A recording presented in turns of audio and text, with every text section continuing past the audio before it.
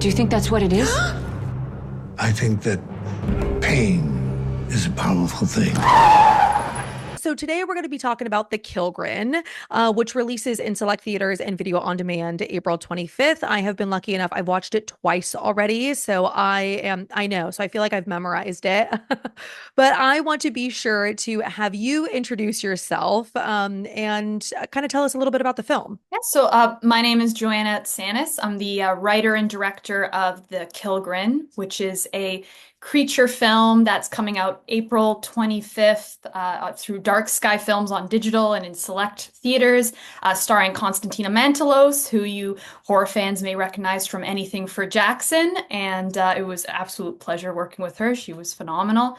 A little about me, before this is my feature debut, and before that, I had directed 5 horror shorts, and I've just been a lover of horror for as long as I can remember. I'd say probably it all started when I was growing up, and I'd visit Greece in the summers, and I would, in the afternoon it was too hot for my Canadian composition, even though I am Greek, I wasn't used to it, and I would stay in and I'd watch the English speaking channels. Lots of weird stuff on in the afternoons on the English speaking channels in Southern Europe, B movies, midnight movies, and I like that feeling of kind of peeking behind the curtain, seeing what you're not supposed to see, and that's what got me hooked, and I ended up being a lover of watching horror movies and then eventually started making them. I love that. What do you know? Do you have a memory of your first horror movie that you ever watched? Hmm. I I know the movie that scared me the most, and this is a common one, would be the American The Ring remake. That was the one Oh, that scared me the most probably as a kid. But I watched a lot of uh I watched The Hitcher when I was in Greece at way too young an age. I watched The Reanimator when I was in Greece. I watched a lot of movies that like a 13-year-old should not be watching. But I love them, and I still to this day love The Reanimator. So those are my early memories of watching horror movies. But I love all subgenres, so I've seen a lot. well, this is your first feature-length film. I know that you've directed a couple of other shorts. But kind of diving into this being your feature debut, what did you have any like production roadblocks? What was this like? I'm sure it's a vastly different experience than doing a short, but what was this experience like? It's definitely very different than directing a short because with a short you have a weekend, right? Whereas with a Yeah. feature, you're on a small island with a lot of people for a very long period of time, and it's very intense, but it's also very rewarding. And I think I can pinpoint where it all began was with my first short film, Imagine a World, which was shot on like a discontinued Panasonic camcorder at my parents' house, very low budget, a non-union cast, some first-time actors as well, and of course I was a first-time director. And that film, despite all its limitations, did fairly well on the festival circuit, and I attended as many festivals as I could. I stayed at some very sketchy hostels so I could afford to attend as many festivals as I could. And I ended up building a lot of good connections there, and I stayed in contact with a lot of people there as well that I met at these various festivals. Because one of the great things about these sort of medium-sized genre festivals is they put all the short filmmakers and all the feature filmmakers in kind of the same room as opposed to keeping us separate. Yeah. And you end up meeting a lot of people that are at a phase that you want to be eventually. And those contacts that I made like 6 years ago actually came in handy in order for me to greenlight this film because it wasn't necessarily a direct connection, but I was able to email people who said, well, this isn't for me, but let me connect you to this person. And then that Yes. wayward way ended up getting this film greenlit, which is fantastic. So I would definitely advise any aspiring indie filmmakers out there, like your first short film does not need to be high budget for it to lead to big opportunities. Oh, that's awesome. I always recommend to everybody. I last year was my first time going to a film festival, and I always tell people like whether you're in the industry or just like a lover or wanting to get into the industry, like go to those festivals. You have no, it changes your life, like the opportunities, the Yeah. connection. So I love that piece of advice. I actually was going to ask you, this being your feature film, what is your advice that you would give other aspiring filmmakers? I'd say don't create barriers for yourself. Just go for it. I mean, when I didn't even really want to direct. And then I was talking to a friend because I had written a short script and I said, how do I even find a director for this? I have no budget. It's filming at my parents' house. I'm going to look like such an idiot going to directors asking this. And my friend, who's not even in the film industry, was like, why don't you just direct it? And I'm like, well, I don't have the experience. She's like, so get the experience. That'll be your experience. And it was kind of that outside the industry naivete, you could say, that actually was what I needed to hear. And I thought, yeah, why don't I do it? Like everyone has to start somewhere. So that would definitely be my first bit of advice is don't create barriers for yourself. And also, as I said, you don't need a big budget to make a strong first short film. And definitely attend those festivals if you can and make the most of attending those festivals. Build relationships, stay in contact with people. And even if those contacts don't lead to something for your career, you'll have made really great friends and you'll have made really great mentors who are just as nerdy as you are. If anything, at least you made a friend out of it. I love that. So jumping into the Killgrin, explain like the birth of this concept. When did this happen? Was it something that was like kind of in a long process, or was it like one specific event that created this? Sure. When I was a teenager, I lived in a part of downtown Toronto that had a lot of $10 psychics. And I actually went to a $10 psychic, and she told me that there was something wrong with my aura and that I needed to pay her a hefty fee to get it resolved. And I totally would have done it, but I was a teenager and did not have the money. I think it was $75 or something. I'm like, I don't have that money. So I didn't do it, but it stayed in the back of my mind. And of course, later on, I thought, okay, I think she might have been trying to scam me Yeah. potentially. And during the pandemic, which is when I started writing this script, I started reflecting on the many ways people deal with their internal struggles. Sometimes it's new age methods, sometimes it's traditional therapy, sometimes it's unfortunately something very self-destructive. And I wanted to write a film about that. So I started writing it and kind of outlining it in 2020, and then I ultimately finished the first draft in 2021. So. Awesome. Yeah, I would be the same way. Like, I've always been scared of going to psychics or like tarot card readers because I feel like if they told me something, I'd be like, I will pay any amount of money to just get this negative energy away from Yeah, me. it's a good thing I was 16 and didn't have the Yeah. money. Otherwise, I'd be like, I'll give you this money, I'll give you more money, get this away from me. I love that. Okay, so as far as because I love this in the film where like Miranda, our lead character, she is looking at other means of healing, kind of like what you were saying.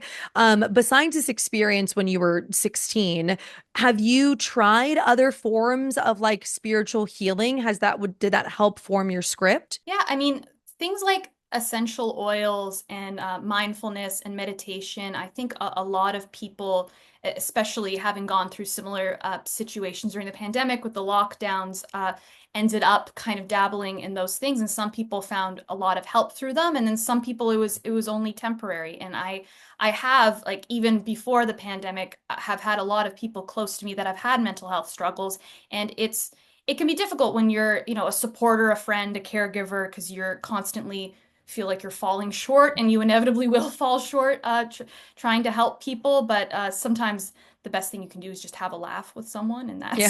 that's sometimes that can be helpful as well. So I certainly was able to draw from a lot of personal experience for this film to create this creature that was kind of born from people's emotional pain. I love that. So, kind of getting into the creature of the Killgrin because it's so unique in the movie. Like when I first saw it come on screen, I was like, "Oh, this is freaky." So, I have some questions about this. So, as far as the Killgrin, I love that it was based on this. Like when Miranda goes to the psychic, we're learning about what this Killgrin is, what, the title of the movie is about.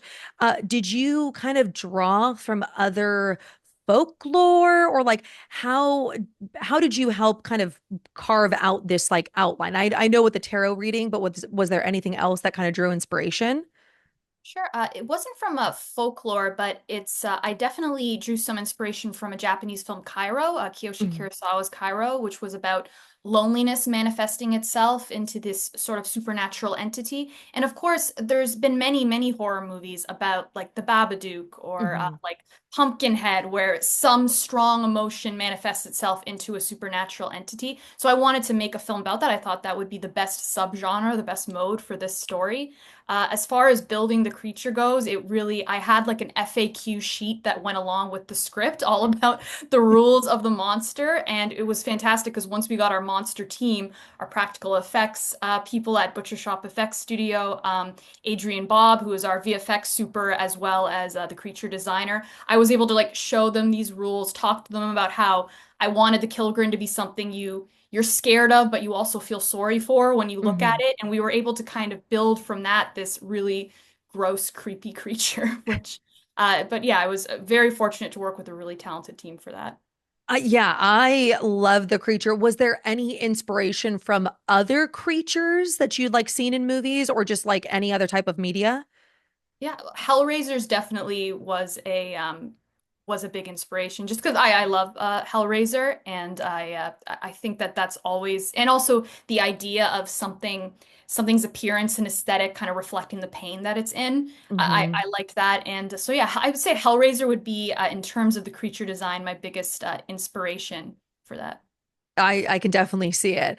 Was there any, I mean, this creature, because you were talking about like using practical effects, were there any kind of road bumps that came with designing this creature or like building it, or was it just smooth sailing? Um, it was pretty smooth because the Butcher Shop FX studio, like we were able to go to the studio with the creature actor Leland Tilden, who's amazing, and we owe a Hmm. lot to him for wearing that full suit for hours and hours. And he was able to wear it, and it was at one point it was in pieces, and they were to ask like what other elements do you want? What other textures do you want? And it was cool on set. There was like this, you'd see on one side of the set the actors being kind of beautified by the makeup team. And then the other side of the set, you'd see the monster crew kind of leering over Leland and just like putting more and more guck on him or whatever they needed to put on him. So that was cool. So I would describe it as smooth sailing, and a lot of all any challenges were just a lot of fun and ended up leading to a stronger final product.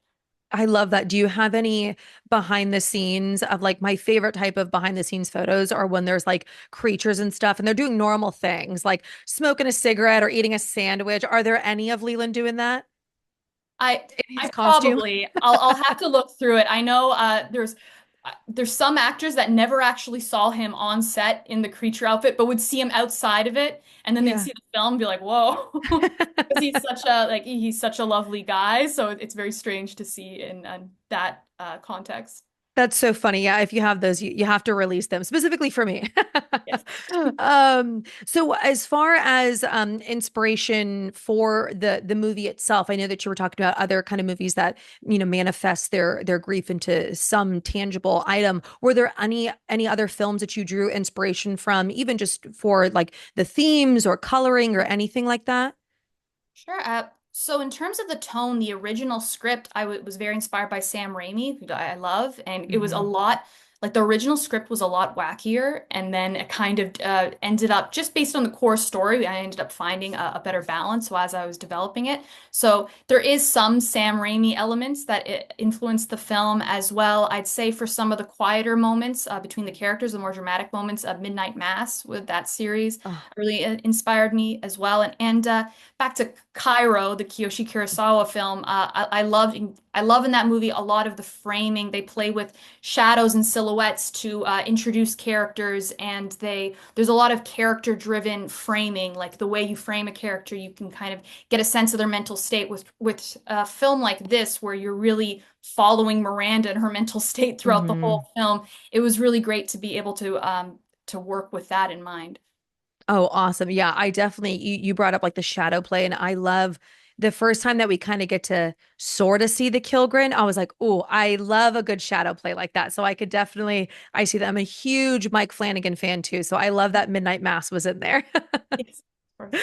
And so one of my favorite characters, I know it's kind of like a smaller cast movie, but Brian is one of my favorite characters. I mean, he seemed like he had to have been so fun to work with, but I love that his character adds this certain like levity to the movie. Like it's a very serious movie. It has a lot of serious themes in it as far as grief and loss and like self-harm.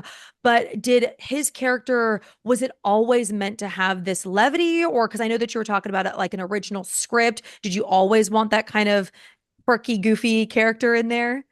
Yeah, we there were actually multiple characters that provided levity in the original script, and then I ended up kind of cutting that down and leaving the levity with Brian. I think obviously always in horror and any film with heavy subject matter, it's good to have that levity. It's good to give Hmm. the audience a breath here and there. But I like the idea of including a character like Brian because every character in this film deals with their internal struggles in a very different way. Miranda's very solution oriented. She's trying everything. She wants to fix this at any cost. Whereas Brian is someone who needs to constantly distract himself. He needs to always be partying or making people laugh or just being around people, just so he can't be alone with his thoughts. And in the end, him and Miranda are very similar in that sense. They don't want to be alone with their thoughts. They just have very different ways of coping. His character was one of my favorites. I love the scene about the glasses. I was like, oh, I love that.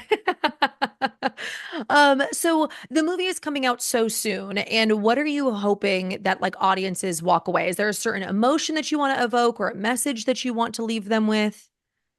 Yeah, I think something I've learned a lot with myself over the last 2 years and being in kind of a difficult industry is that just because you're not a tough person doesn't mean you're not a strong person. And sometimes it's okay to lean on others. And for those who have seen the movie by the time you watch this, look up, as the character Sam would say. And sometimes leaning on other people and opening up to others is what can make you strong enough to face your demons. You may never get rid of your demons, but you might become strong enough to not let them control you. I love that.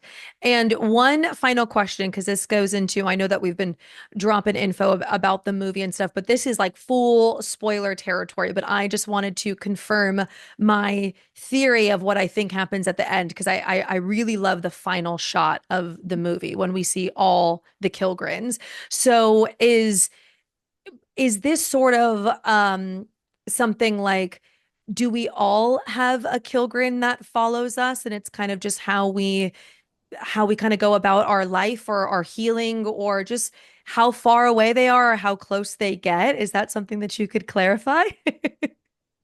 I mean, we all have the potential to develop one, and once Mhm. you have one, there's no getting rid of it, Yeah. unfortunately. But there are ways that you can deal, just like in real life. That's all it is learning how to deal. Awesome. Yeah, I absolutely love this. I hope everybody goes to watch it if you have it in your select theater or renting it on video on demand. It's definitely something that I loved watching at home. I was all like cozy, especially with the spooky shadows. I was like, "Ooh, I'm loving this." But thank you so much for meeting with me today. I had so much fun with this. Oh, no problem. Thank you so much for the interview.